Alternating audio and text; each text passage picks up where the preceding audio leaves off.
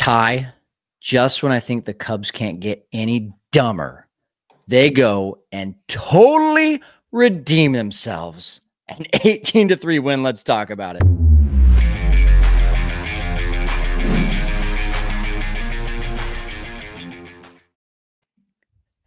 Setup Nation, what's going on? And it is past midnight in Chicago. So for those of you that have stayed up, we're over here on the West Coast. Got Ty Lewin with me, and I just want to welcome you in. I'm Kyle Stanley along with Ty Lewin. You're listening to the Setup Man post-game show. If you haven't already, make sure that you subscribe, comment, like this video, and get ready to participate as well. We had a lot of participation yesterday, Ty, for the wrong reason. Hopefully we have a lot of participation tonight for the right reason. And if you have something to say about this game, we have dropped the link. Ty, go ahead and drop that link down in the comments and join us. We are going to treat this just like, and we're going to do this all the time on our post-game shows, just like old school sports talk radio. Click that link. You'll be added to the backstage, and then we will invite you in to speak or ask your question in the final segment. You can see all of our agenda down here. You see that? Cubs win. We're going to talk about one big moment, and we're going to talk about the sins. Plus, we're going to bring in callers. So, and by the way, just one extra add-on. Go ahead and tweet this out, put it out to social media. Maybe you got some other weird sicko friends that are up this late too in Chicago. So let's do this thing. Ty, man, Carson Kelly, you know, just what a game. He had 5 hits and they all high-fived him for that. Isn't that right? Okay. Hand up. I was wrong. I'm learning this process, and I saw on mute. I was distracting you. We were going over stuff. Thank you for taking the blame here. Thank you, my friend. That's why I love working for you. But I did believe that they wanted the ball with 5 hits, and our great setup man member, Sean Hendrickson, did message us saying, frickin' cycle. Yeah. And it really was a moment where you went, wow, this is truly one of those games that you're just, after what we experienced last night, brother, this is a lot of fun. A lot of fun. I'm happy you're here, man, and I love to give you a hard time. Meanwhile, Alex is asleep in his slumber because he's got to wake up at 5 a.m. Wisconsin time, Chicago time, whatever you want to call that. But yeah, congratulations to Carson Kelly, the first cycle since 1993. Another Blazer on the base paths, Mr. Mark Grace. And man, I'm just there's a lot of things that you just feel really good about a game like this, but to cap it off with a guy getting a cycle for the first time in, what is that, 33 years? 32 years. My math failed me for a second. I thought it was the perfect cherry on top. What about you, Ty? It was. And one of the things that I've been one of the really talking tales of the Cubs season thus far has been the catching offense, or the offense they're getting from their catchers, and specifically Miguel Amaya. And we've seen the transition of Miguel Amaya over the second half of last year into, of course, the success he's had thus far into this season with 5 hits already, but really being those clutch hits.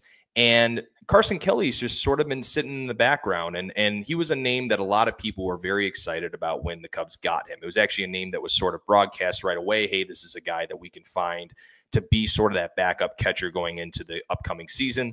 The Cubs must have listened to the fans very well, and they decided, hey, this is a guy that we'd like to have in addition to Amaya.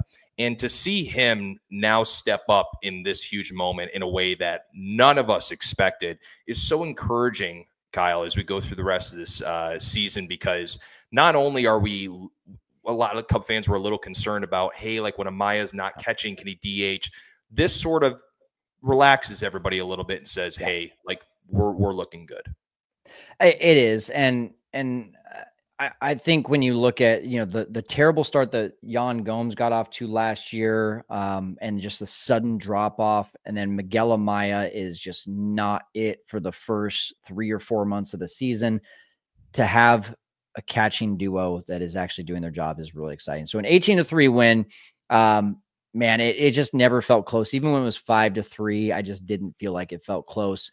And there's a lot to go over on this box score.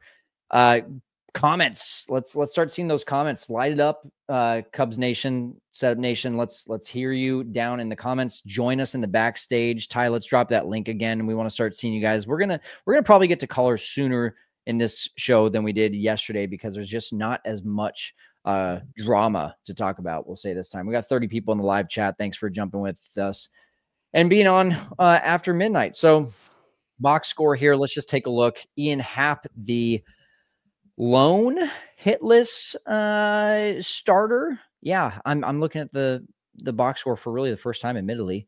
Ian Happ, who got screwed on a couple strike 3 calls. 0 for 4, but then after that, it's Tucker 4 for 7 with a bomb. Seiya Suzuki 2 for 5, even though his at-bats mainly looked like crap. Michael Busch 3 for 6. Dansby Swanson 2 for 5. Huge back-to-back home runs for Busch and Swanson. We'll talk about that a little bit more. Horner 3 for 4. Crow Armstrong 2 for 5. Shaw 1 for 4, and of course Carson Kelly 4 for 4 with that cycle, 5 RBIs. How about a smooth 1.715 OPS from Carson Kelly in a few games already this year? So I don't know, Ty. To me, it just feels really good after a very draining emotional day. I had so many people reaching out to me on Instagram, on Twitter, and just like, I just can't get over yesterday. I can't do it. And one of the things that I found interesting in the game yesterday was the emotion that a lot of the players had. And you could tell that a guy like Seiya Suzuki was very fired up about the moments he was having or the moments he was having that led to success. And you have to think that as a ball club, the flight to Sacramento wasn't necessarily a bad one, a good one. I think a lot of guys just sat there saying, this has to change and we need to make adjustments immediately, and they're going to do that. And tonight, unfortunately, here I will say this, the unfortunate part was it's not that I didn't want to see the stress of having the bullpen out there again, but it was nice that we just didn't have to worry about that tonight and just relax and enjoy how unbelievable this offense can become this upcoming season. But I felt like the ball club said, hey, like let's do our thing tomorrow. Let's make it work. But then what I'm really interested to see is, we'll talk about this in a little bit, of course, is just how the bullpen is going to perform moving forward. And getting that off day today was super nice because now you can carry some of those arms over and give them another rest day going into Tuesday and Wednesday. Yeah, I completely agree. Before we get too much into that, I just want to give a few shout outs. So you got Billy Bass Bean, great redeeming night for the Cubbies. Proud of Kelly. I thought this was funny. Some smiley 88. Carson did that without the torpedo bat, I believe. And then our buddy Will Stradamus, you know what feels good after seeing that game yesterday is walking home in Sac and only Cubs fans walking down the street. So Will got to be a part of that historic night. And very good friend of the show, and he's on here a lot, Stephen Dunn. Cubs are getting offensive production from the catcher position. It's enough to make a grown man cry. It really is. Man, like, this is one of those games, we call them stat patters, right? Like, unfortunately, Ian Happ did not get a chance to be a part of that, which I feel bad for Ian, but he's going to be just fine this season. But when you look, and I'll put it up again, when you look at the stats from top to bottom here, and every starter besides Ian Happ has a hit, and everyone except for Ian Happ and Matt Shaw have multiple hits. This is one of those games that just brings you back to, like, okay, because Alex was talking to me about it yesterday. He's like, man, you look up and down this lineup, there's not too many guys hitting over 200, and now suddenly Tucker's hitting 323, Seiya's at an even 200, Busch is at 292, Swanson's at 259, Horner 375, Crow Armstrong still down there at 148, but still encouraging to see him have a better game. Shaw, yeah, still under 200, but again, some good swings tonight. And Carson Kelly at 500. You just like to see that. But we don't want to overlook as well the amazing job that Ben Brown did. Can you talk about that for a second, Ty? He was tremendous. And a lot of people, unfortunately, came in this year, and some people did believe, like, what are we going to get from Ben Brown? What is his role going to be, and this and that? And people were even nervous when he got the 5th starter's role right there at the beginning of the season. But when you go 5 innings, okay, 6 hits, 3 earned, 5 Ks, 2 walks, and realistically, he had one walk before they scored 5 in the 5th. Okay. So, and that last walk was just frustrating to watch. You and I were talking about it on live air. It was just like, that's not necessarily a pitch we want to see on a 3-2 with a curveball off the dish. But disregard all of that. I thought what was most impressive, Kyle, was when he gives up the home run to Jacob Wilson. He gives up a double on a really actually a nice pitch on the outer half on the black, double off the wall from Lawrence Butler.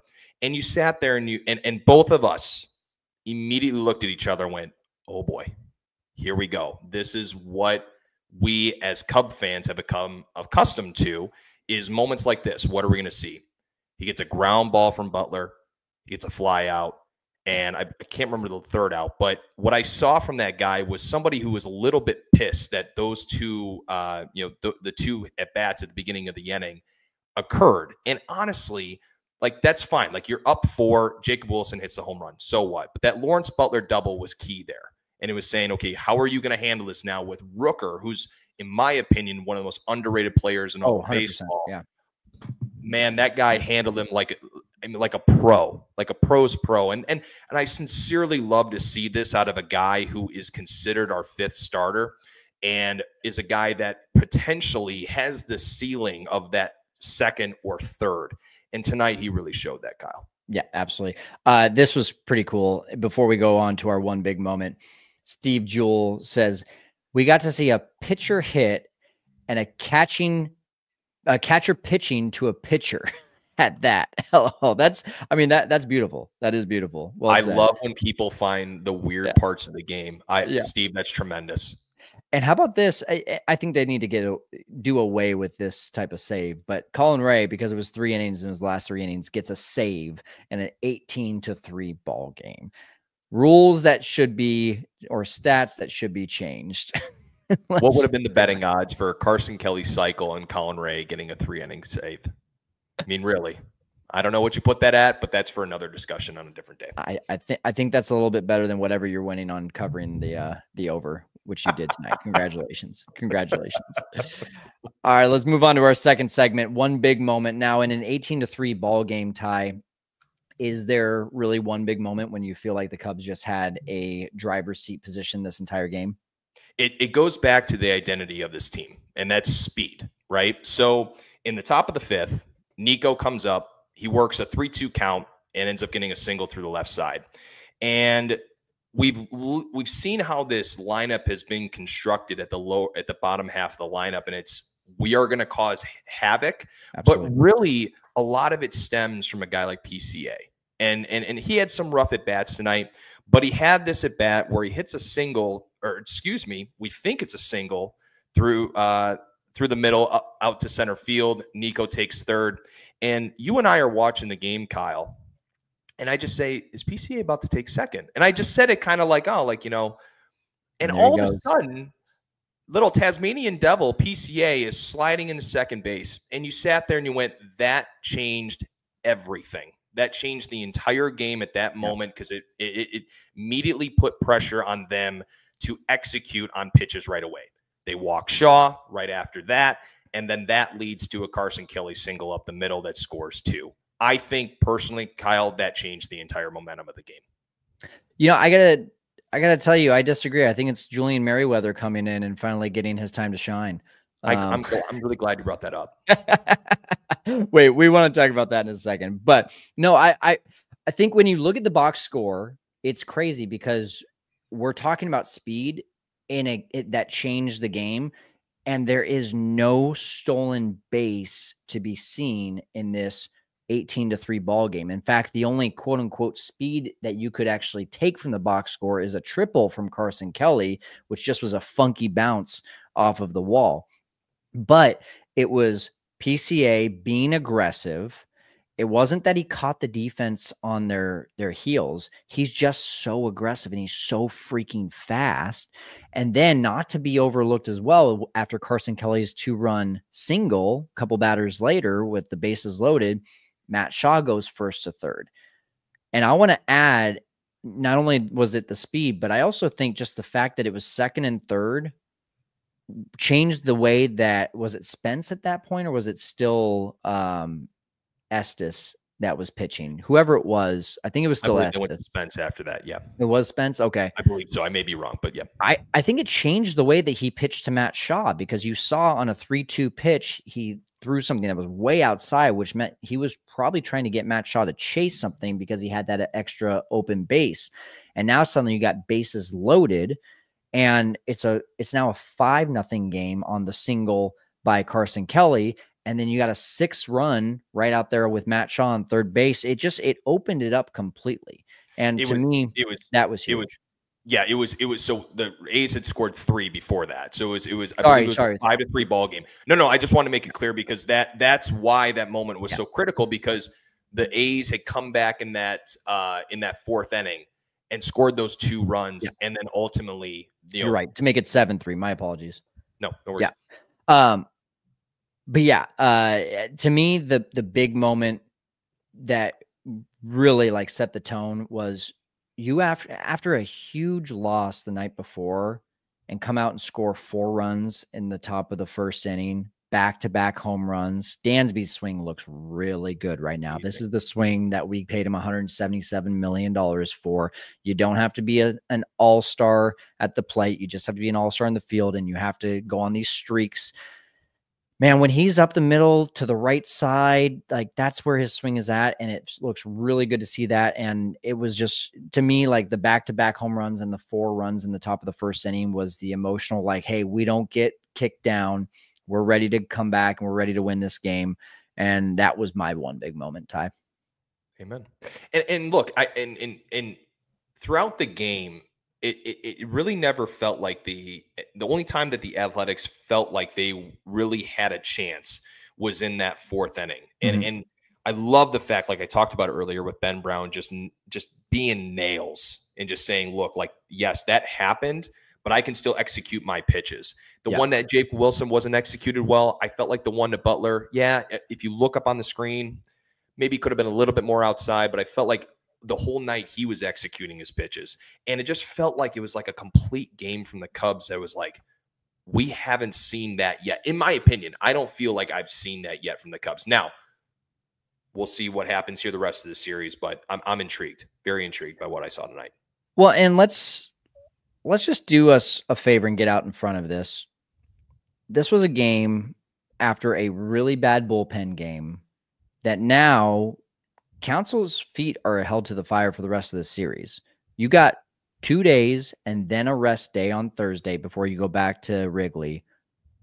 Like, if we've got a lead late in game 2 or game 3, I don't want to hear about Julian Merriweather threw too many pitches in a bullpen. I don't want to hear about Porter Hodge. We don't want him to go back-to-back days. I don't want to hear about, oh, well, so-and-so Brad Keller went 2 innings and now he's not available. Like, just do what you got to do, because to me, it's almost like when you only get 6 hours of sleep the night before and you needed 8 hours. So the next day you get 10 hours of sleep to try to make up for that. That's like the mindset that I have about this bullpen now, is just unload the bullets for these last 2 games to make sure that we sweep the A's and go back to Wrigley with a winning record.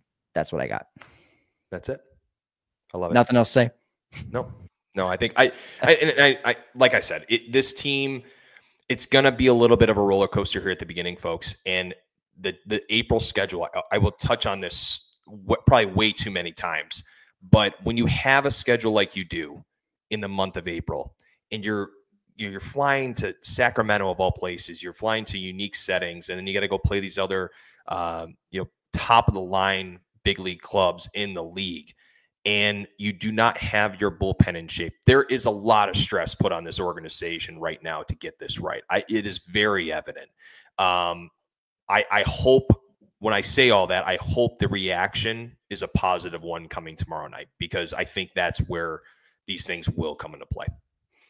Okay, we're getting ready for callers. So click on that link. Ty just posted it down in the comments. We're going to hear how you can support our show.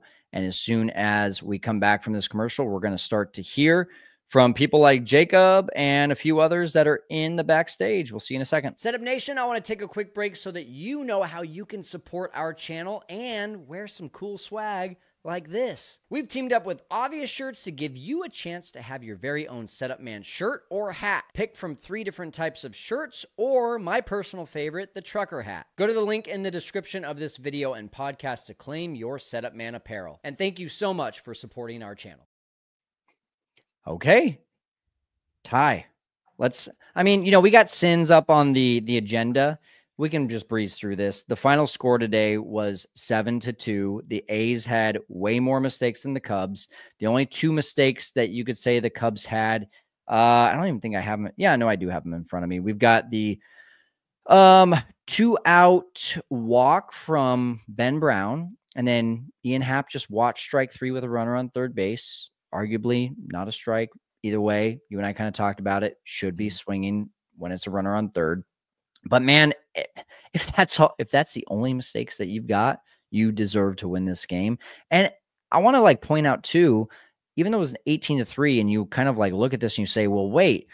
And for those of you that aren't familiar, setup sins are things like 2-out walks, leadoff walks, errors, throwing to the wrong base, miscommunicating in the outfield, all the things that you would consider quote unquote mistakes that should not be made in a baseball game, a professional baseball game at that. And you look at that and you say, well, wait, it was only 7-2 mistakes. Well, you know what? That just means that the Cubs did a lot of things really well today. It doesn't mean that the A's necessarily lost the game on their end. It means that the Cubs just hit the crap out of the ball. They pitched the crap out of the ball. They defended the crap out of the ball. They just did a really good job today. So it doesn't always come down to the sins being the reason. Today it was about the Cubs just playing exceptionally well.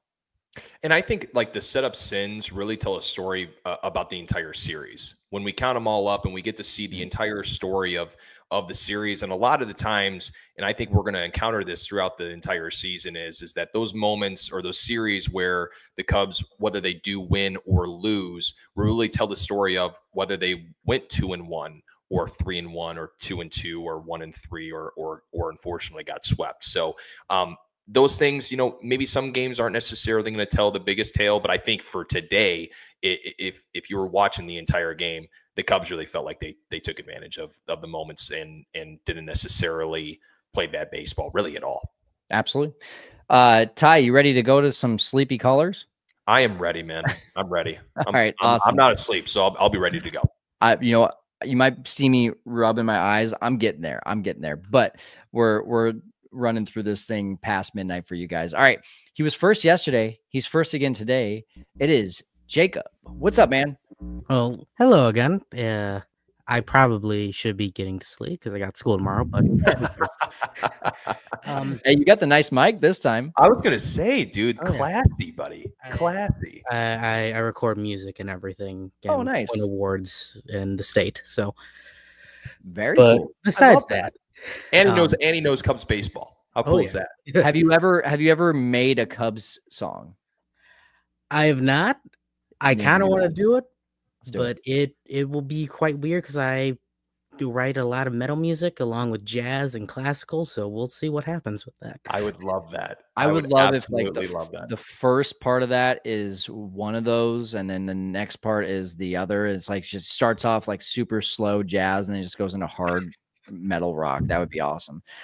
Jacob, sorry, we're off topic. Tell us what's on your mind, brother. What'd you think? Yeah, so I got 2 things. First of all, as kind of you guys already said, it was a great win. Comeback. I don't want to say comeback win, but obviously yesterday was. We don't want to talk about yesterday. But I do have one thing. It's kind of cautionary. And I've noticed this past couple years with the Cubs, because I've always been really good after a big loss, kind of getting back on the horse. Mm-hmm. Cubs have also, unfortunately, been very good at, after that, not really able to sustain that momentum. And I just, we, absolutely killed the Athletics today. But, at the same time, if we come back, only winning 1 or 2 games out of the series here, that's a disappointment. And, we need to sweep this, and then we need to, come back to Wrigley and, mash there still. So That's all I have to say. Yeah, I want to say something really quick, and then I'll let Ty go. We joke about it, but it really is a real thing. Whenever we say, "Well, don't give up all the run, and don't use all your hits in one game," and then like we're just so used to joking about that, and then literally the next game it's like 1 or 2 runs, and you're like, "What the heck?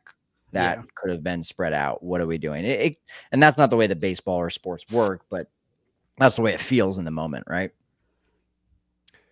Yeah, and I agree. I agree a lot with what you just said, Jacob, because there is a sense for first off, tomorrow we got to face Severino, and let's be really honest, this guy can pitch, and he's legit, and he's really turned around his career. While we have our ace in Justin Steele going tomorrow, there still is the concern that tomorrow's game could be one of those going into the whole situation that we dealt with yesterday. That's going to become probably very apparent tomorrow. So I agree with you. I think that a loss that they experienced yesterday and the win I saw today, I feel a little bit better than I did about wins that happened last year. But this bullpen is still bringing me a little bit of doubt. So I again, so early in the season, I'm trying not to look too much at the bullpen, but I agree with what you're saying. Thank you all, and good night. All right. Get to bed. Go to school. All right. Next up, we've got Some Smiley 88. What's going on, man? Hello. I just got a quick question for you guys. Yeah, let's do it. I was just wondering, I know we were just talking about the bullpen, but I was wondering, how early is too early to give up on certain pitchers like Nate Pearson, who have given up a lot of walks early in the season? Define giving up. I'm sorry, you cut out?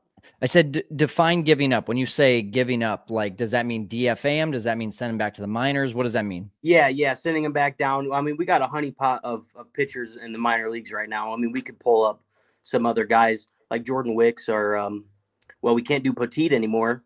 That was kind of a waste of money. Yeah, it's a good question. Ty, what do you think? Ooh, that is a very, very tough question, because the scenario that we look at right now with the Cubs, and I alluded to this earlier, is this April schedule. And these guys cannot struggle in these moments because it will impact that game, because these offenses are just way too strong. And so looking at your question right now, I think they're actually going to give these guys a little bit more than probably Cubs fans are really looking for, just based on the fact that they're going to be playing such a tough schedule in April. And then giving up on a guy just a couple outings in, just in my opinion, I played college ball. I didn't play, in the pros or anything like that. But if I'm a guy and I immediately have to go back down to AAA just after, let's say 2 or 3 bad outings, defeating. It's going to be tough for me to really make a comeback and feel good about getting back to the big leagues immediately. And I'm going to have to resurface, be like, what do I need to work on and fix it quick? And at that moment, those other guys that get called up may, provide, or, may actually be of value. So in my personal opinion, I think I would personally like to give the month of April, just let's roll with what we got. And then into May is when we can make those decisions. What about you, Kyle? Yeah, I mean, I'm kind of torn between all this, just because I know as Cubs fans, and especially myself, like, yesterday you see Eli Morgan and you're just like, oh, he should go back to AAA. Let's remember that, like, last year he had a 1.93 ERA with the Guardians. Let's remember that Nate Pearson last year had a 2.73 ERA with the Cubs after a not so hot career with the Blue Jays. Thielbar is a veteran, and yeah, he's 38 years old. Yeah, Presley's 36 years old. You could blame age, but also, like, I expect veterans to figure things out with a few more reps. So, like, I want to be emotional and I want to be like, no, just DFA them. But I also think that 5, 6, 7 games into the season isn't the right time to do that. If any moves were going to be made as well, I don't expect to see them while we're on a West Coast trip, because that's a lot of resources and a lot of planning and a lot of travel for a lot of different people. So to me, like, if we get through our first homestand and you still see Nate Pearson struggling, you still see Eli Morgan struggling, You still see maybe to me, those were probably the only two that I would actually see a move to be made. And then the other side of it, I've got the AAA roster up right now. You know, they've only played a couple games over there, maybe two, I think so far for AAA.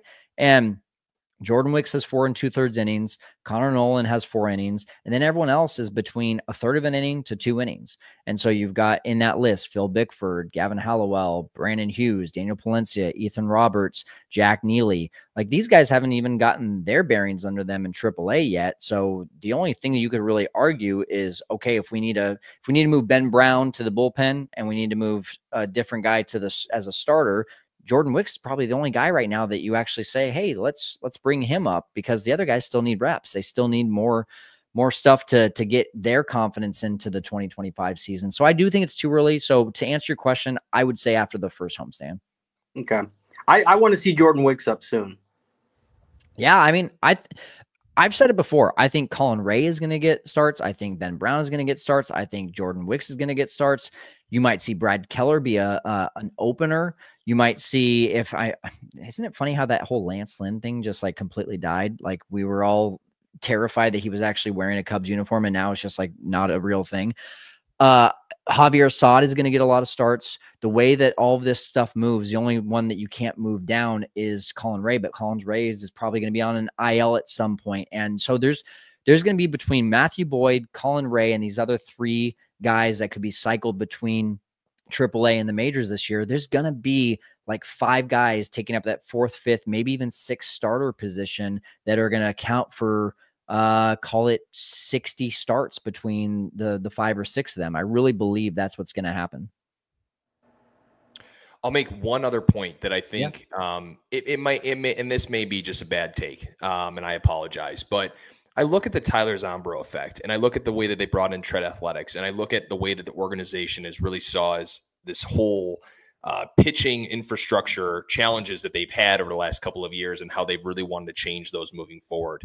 And I think that there is an interesting element to how guys have been in the big leagues versus the guys that are in AAA that probably are looking to add one more pitch or looking to solidify one of their pitchers on a greater scale. I think that these guys that are up in the big leagues are up there for a reason. And I think that maybe they have solidified the things that the Cubs have that they've been looking for. And now it's just about results. And looking at the game yesterday for Eli Morgan, he was put in a really awful situation, in my opinion. It wasn't the right situation for him. So maybe that might delay things a little bit too. As Cub fans, we all are passionate. We want to see guys be successful on the field. But again, these things might be a little bit delayed based on that situation as well. So just a myth, I guess, or a theory, but I like it. I like it. Hey, brother, thanks for jumping on. I appreciate you. All right. Go Cubs. Thank you. All right. Ty, we're going to wrap this thing up. Then thank you to both our callers that jumped on. I didn't know if we were going to have any callers, because with it being as late as that game got done, and with as big of a disparity that the final score was, I was like, is anyone going to stay up for this? But thank you. And thank you to the 56er in the room right now. If you haven't hit that like button yet, if you haven't subscribed, make sure you do. We're going to be back with you again tomorrow. I'm going to the game tomorrow. I'm making the 2.5 hour, 3 hour drive up north. So I'm going to be coming to you from my phone, while Ty is our host tomorrow. But that matchup, Ty, is going to be Justin Steele versus Luis Severino. So thoughts on the matchup tomorrow? Yeah, I think that it's going to be a lot different than what we saw today. I thought Joey Estes just did not control any of his pitches, and I felt like the Cubs came out swinging right away, and he just didn't necessarily do well. Just really quickly on him, 23 home runs led up last year in 120 innings. Not necessarily a guy that you're excited about putting that much offense on. But looking at a guy like Luis Severino, a guy, of course, that many knew from the days when he was with the New York Yankees, sort of revitalized his career when he went to the New York Mets. And now somehow, some way, the Oakland Athletics, or excuse me, sorry, pardon my French, the Athletics decided to take on to the rotation or give the money that they did. But he did earn a quality start last time out, opening day against the Seattle Mariners. 6 innings pitched, 3 hits, 4 walks, 6 Ks, and 0 earned runs. You're going to see fastball. You're going to see sweeper mainly, okay? and then you're going to see a sinker cutter, and we'll show a change in slider from time to time. But last year had a tremendous year with the Mets, 11-7 record with a 3.91 ERA.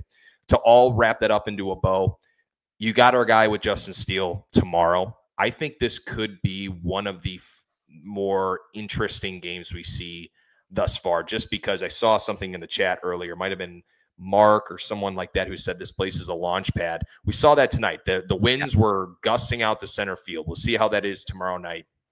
But I will say that we're going to see a better pitching duel tomorrow, and offense will be at a premium tomorrow, in my opinion, based on the matchup. So, Kyle, what are your thoughts? Well, my thoughts are I just want to see Justin Steele continue to progress.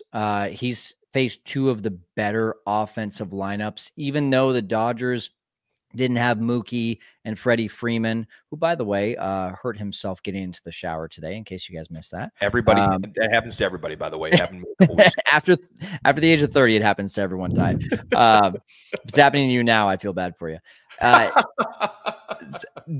Against the Dodgers, that good lineup, he gave up 2 home runs. He gave up 5 earned runs. The box score looks bad, but the thing about that game is there was only 3 hard hit balls over the exit velocity of 95. So I think there was some bad luck involved with that. In terms of the Diamondbacks game, 3 runs and 5 innings, definitely some improvement. Still had a decent amount of traffic with 7 runners on base during those 5 innings. Still gave up a home run. We're not accustomed to seeing Justin Steele giving up the slug, and 3 home runs in his first 2 games. I want to see him keep the ball in the ballpark. I want to see him go 6 innings. I want to see that earn runs around 2 and just see, a step forward each time. As you can tell that, he probably was thrown off a little bit by the Japan series, a little bit by a reduced spring training. So if we can see a step forward with him tomorrow, that's the biggest thing I'm looking at. And I want to see the Cubs come out and score double digits again. That would be great. Let's do that. Back-to-back games. One last point just on that too, because Justin Steele has faced 2 of the best lineups in baseball. Disregard the fact that the Dodgers didn't have Mookie or Freddie. That lineup was still electric. And I was there on opening day. That D-backs lineup is the most aggressive lineup known to man in this league right now. So getting him in an opportunity against the A's, well, that they're not a pushover either, okay? But I think that is something that I'm interested to see tomorrow. Like, does he dominate a lineup on a little bit of a lesser scale? Because I tell you what, that D-backs lineup, I would put him up with anybody. Cool. All right. Cubs win this one 18-3. Baby. Let's go. I think I did that right. Yep. Is that good? That's a beautiful W. That's Drew up myself. That's right. My brain isn't working right now, but there's a movie quote in there somewhere. All right, guys.